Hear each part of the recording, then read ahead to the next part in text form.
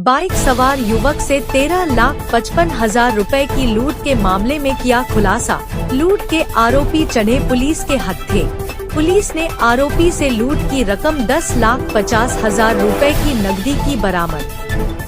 मदनगंज थाना पुलिस ने लूट और डकैती की वारदात के 24 घंटे के अंदर 3 आरोपियों को गिरफ्तार कर लूटी गई राशि में से 10,50,000 रुपए बरामद करने में सफलता हासिल की है।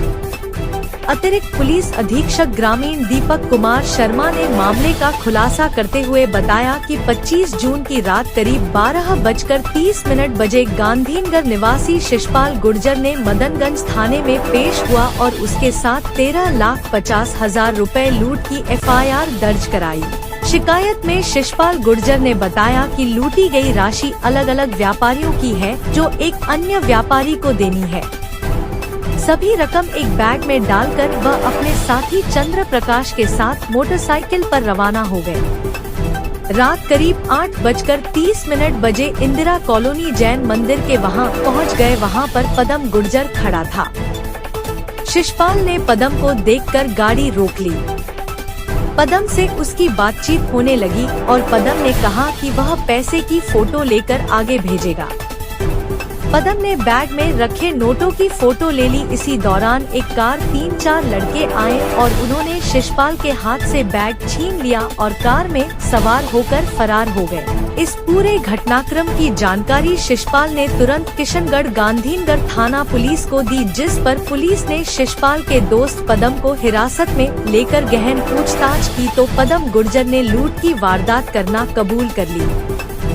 इस मामले में पुलिस ने गांधीनगर निवासी पदम कुमार गुर्जर, पूनम चंद मीणा और रामनिवास उर्फ जीतू को गिरफ्तार कर लिया और उनसे लूटी गई राशि 13,55,000 रुपए में से 10,50,000 रुपए भी बरामद कर लिए। मामले में पुलिस बची हुई राशि के अलावा वारदात में शामिल अन्य आरोपियों की तलाश में जुटी है। दिनांक 25/6/24 को रात्रि में एक हमें सूचना मिली। एक शिषपाल गुर्जर नाम का व्यक्ति आया कि उसको 2-3 लोगों ने करीब 13,55,000 रुपये कहीं आगे डिलीवर करने के लिए दिए थे और उसके साथ एक लूट की घटना कारित हो गई है। तुरंत प्रकरण दर्ज किया गया और इस संबंध में गहनता से अनुसंधान किया गया, टीम बनाई गई। तो जब हमने इसमें गहनता से अनुसंधान किया तो ये पता चला कि इस शिषपाल गुर्जर नाम के व्यक्ति ने आगे ये पैसे एक पदम नाम के व्यक्ति को देने के लिए बताया था। तो इसमें जो पदम गुर्जर नाम का व्यक्ति था वो इस घटना का मास्टरमाइंड निकला और उस पदम गुर्जर ने अन्य 6-7 लोकल लड़कों के साथ मिलके और इस लूट की घटना को कारित किया। इसमें जब ये लोग वहाँ पे घटनास्थल पर खड़े हुए थे तो एक I-20 गाड़ी आई और I-20 गाड़ी में जो इन्होंने आगे भी इनके मुंह बंधे हुए थे उसमें 3-4 लोग थे। उन 3-4 लोगों ने इनसे पैसों का भरा हुआ बैग छीन लिया। उसमें कुल 13,55,000 रुपये उस बैग में थे।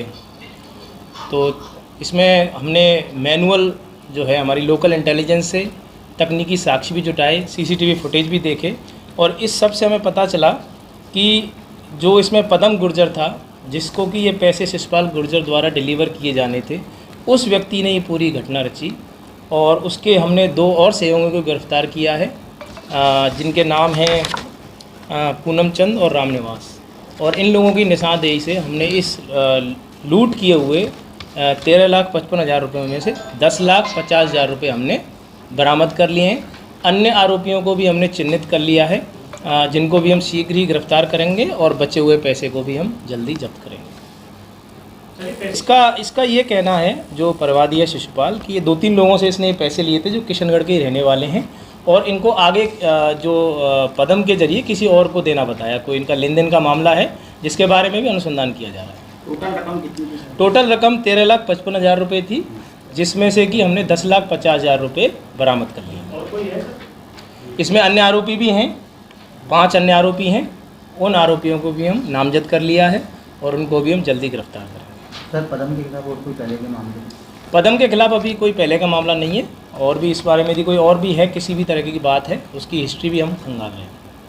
सर, इन्वेस्टिगेशन में कैसे पता पड़ा कि ये कैसे? देखिए, बड़े मनोवैज्ञानिक तरीके से इन्वेस्टिगेशन किए, क्योंकि इसमें कुल 4 लोग थे। एक प्रवादी था शिशुपाल, एक ये जो आरोपी है पदम, इसके अलावा 2 अन्य लोग और भी थे। घटनास्थल पे ये टोटल 4 लोग थे।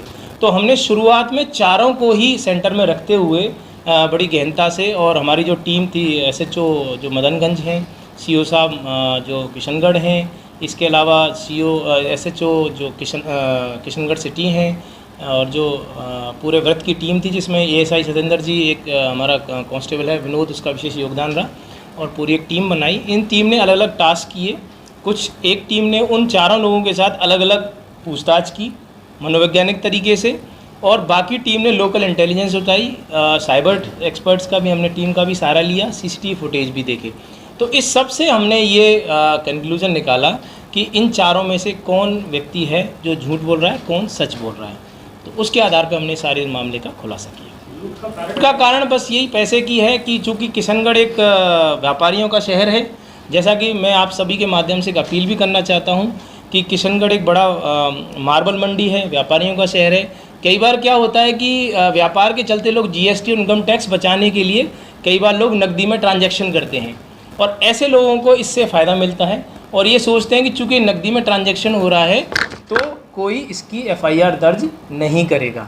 बट चूँकि हमारी लोकल इंटेलिजेंस काम कर रही थी, हमें तुरंत ही उसका पता चला, और पता चलने पर हमने पूरी इस मामले का खुलासा किया। तो क्या सर पदम के ऊपर कोई इनके ऊपर डेफिनेटली इनके ऊपर कुछ उधारी का भी मामला है, क्योंकि ये लोग इस तरीके के ही हैं। ये सावतसर का रहने वाला है, और इस तरह का उधारी का मामला भी इसके पास है। तो ये इसी को लेके इन कई लड़कों ने मिलकर लूट की रचना करी। जुआ सट्टा करता है क्या? नहीं, अभी तक जुआ सट्टे वाली बात सामने नहीं है।